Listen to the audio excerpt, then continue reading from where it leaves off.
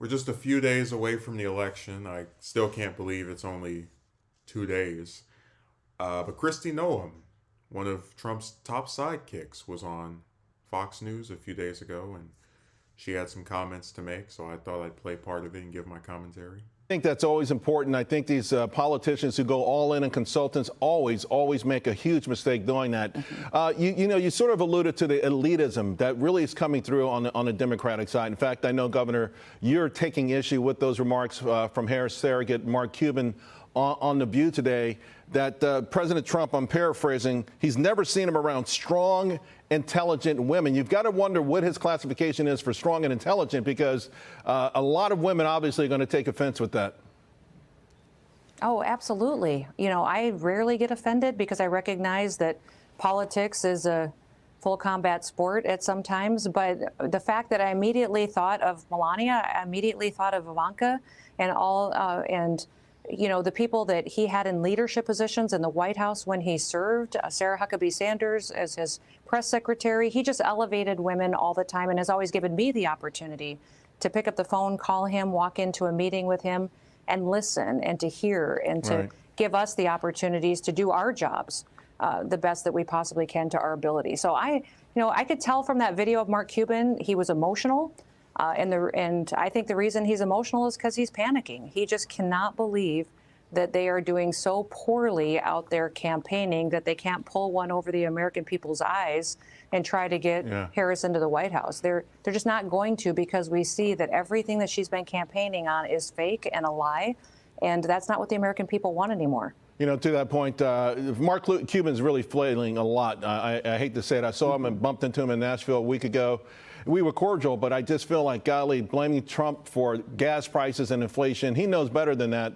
And as far as strong women, Governor, I think of my mom. I think of my grandmother. They weren't college PhDs, right? But they were strong, intelligent women. And I think that's what the country is, the backbone we're built on. Some are saying that the Madison Square Garden thing could have had more women itself, could have had a more female influence. Some are wondering, for instance, where's Nikki Haley and others? Will we see more women on the Republican side campaign for Trump in the final days?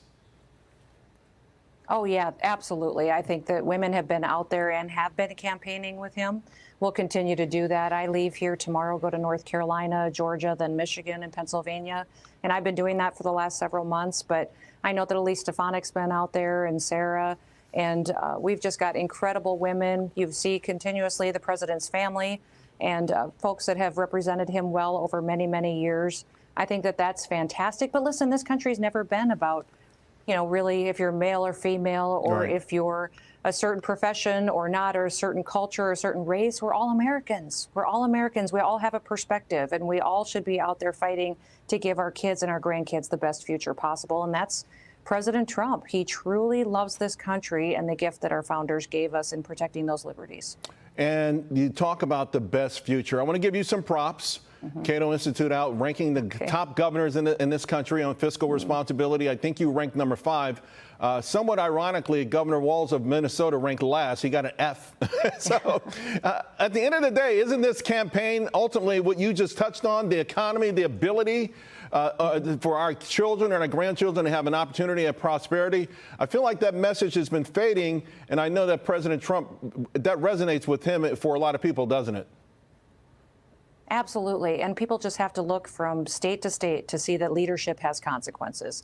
Our state is thriving, and it's because we embraced conservative principles and economic policies that give people more money in their pockets so they can go out and take care of their families and get higher paying jobs and get the education that they want and to get a career to be successful. We have imported thousands of people from Minnesota because they just couldn't stand to live under Tim Walz's dictatorship and leadership anymore. They have picked up and moved their entire families to South Dakota. And I think that's why you see that reflected in those statistics. We're doing extremely well for a small little state in the middle of the country.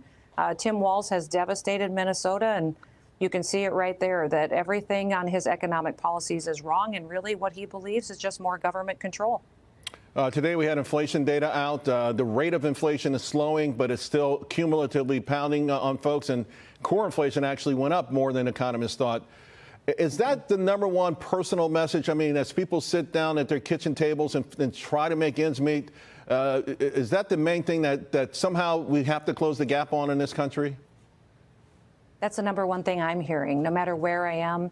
I was just in Wisconsin the day before yesterday, and folks there were devastated by inflation. And they have another governor that needs to be replaced as well.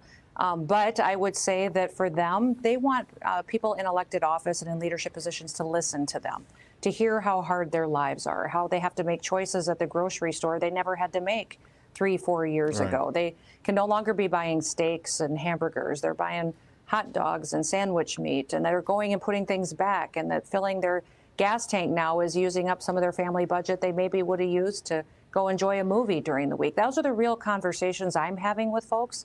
And they just want to know that they have somebody in leadership that gets it and is going to actually do something about it and give them more opportunity to really do better in the future, to have a better economy that lifts them up. Governor Noem, it's a pleasure talking with you. Thank you very much. Yes, thank you so much, Charles. What I find so interesting about watching these different, appearances that they have on these networks, Trump surrogates, is that oftentimes I'm caught in the middle of having to either dispute something they're saying very assertively and then also see the point in other things they might say. So when Cuban mentioned that Trump does not surround himself with strong women or strong independent women, whatever the phrase he used, I lean towards agreeing with Noem in the sense that it doesn't matter. Like, when people are running for office, who they have around them really should not be as big of a deal as their actual positions. And it's like the Democrats are already going to win the women vote anyway. So to try and pretend that every woman around Trump is beneath him or some kind of other nonsense is just stupid. But also, I should say that there is a tinge of truth in the idea, because, Noam cites Melania and Ivanka and then mentions, Sarah Huckabee Sanders, the current Arkansas governor. And I said, well, the thing about the three of those is that, with Melania, she's, as the president's wife, going to be in his ear, the first lady, whatever. There's a trend for that. But with Ivanka, you had a person, and this isn't somebody like, Hope Hicks or, even Kellyanne Conway, where there's a clear career trajectory. This is a person who, if her dad was not the president, she would not have had any White House role to speak of. And the same thing with Sanders. If her father was not the former Arkansas governor and also someone that ran against Trump and later just completely bent over for him, in all likelihood, he would not have given him the favor of letting his daughter be his, mouthpiece for a whole year. So it's one of those things where you really do see, I agree with Noam in the sense that it's not something Cuban should have said, because it doesn't matter what types of women Trump has around him. But at the same time, I don't think that they're examples of independence or strength. I think there's a lot of nepotism that goes around it. To be fair, it also happens with a lot of males too, but it's just one of those things where it's not, it really shouldn't have been said by Cuban.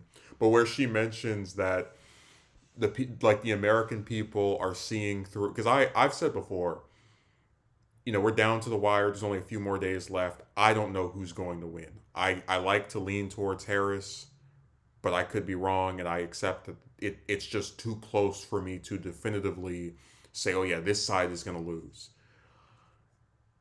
But when you hear the arrogance, man, when she talks about the people seeing through the fakeness and the lies, and it's like, lady, the man you wanted to be the running mate of before you torpedoed your chances with that horrendous dog story and that crappy book you put out in the earlier part of this year, is someone who is known for lying, is known for making false statements, more than probably any other candidate or any other president, period. So to try and assert that of Harris, you're throwing stones when you live in a glass house.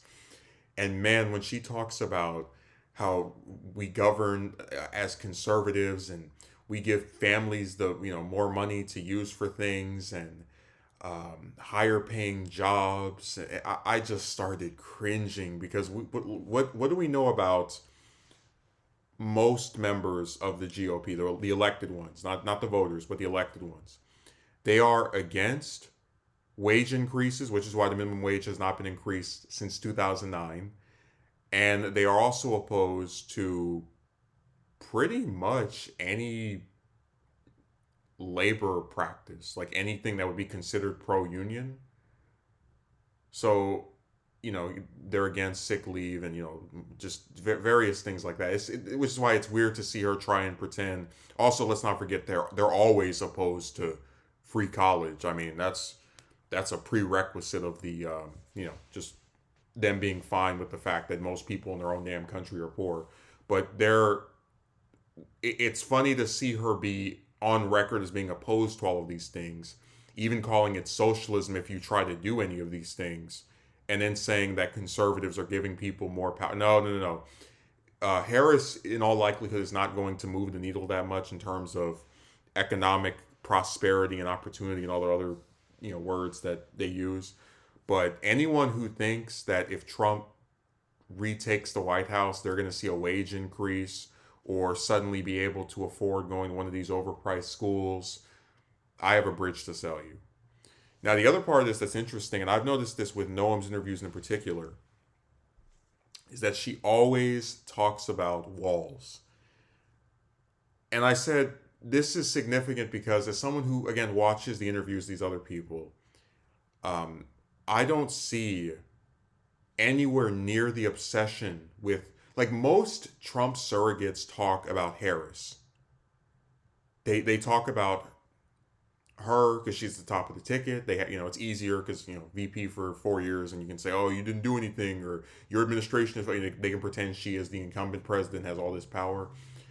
But with Noem, I've noticed it's almost like she still thinks that she's up for consideration as Trump's running mate. Like, she has carved out this particular thing where she will talk about how radical Walz is and his tyranny and all this other crap. And it's like, lady, you're not helping anyone when you do that. It's just weird, man. I know I'm using one of Walz's quotations there, but this is a pattern I've noticed where most of Trump's other people talk about Harris directly, and maybe by extension Biden, they, try to link her to Biden, right? And of course. But for some reason, Noem is like, yeah, I'm going to take that former colleague of mine in the House and that, I guess, fellow governor and say that he is this radical extremist. And then you got the host talking about the Cato Institute said that Minnesota was last in terms of, it's like, and of course he won't mention the Cato Institute is a libertarian think tank with an agenda. This isn't some nonpartisan group like PolitiFact or Open Secrets. It's all just really deceptive and designed to help the Republicans out. But no, that interview was interesting because she in many cases accusing Harris of things that Trump has done, and it's amazing how they can sit there and they can talk for, that thing was 8 minutes. I cut it down a little bit because I couldn't sit through that whole thing, but they can talk for almost 10 whole minutes and just offer no policy proposals whatsoever.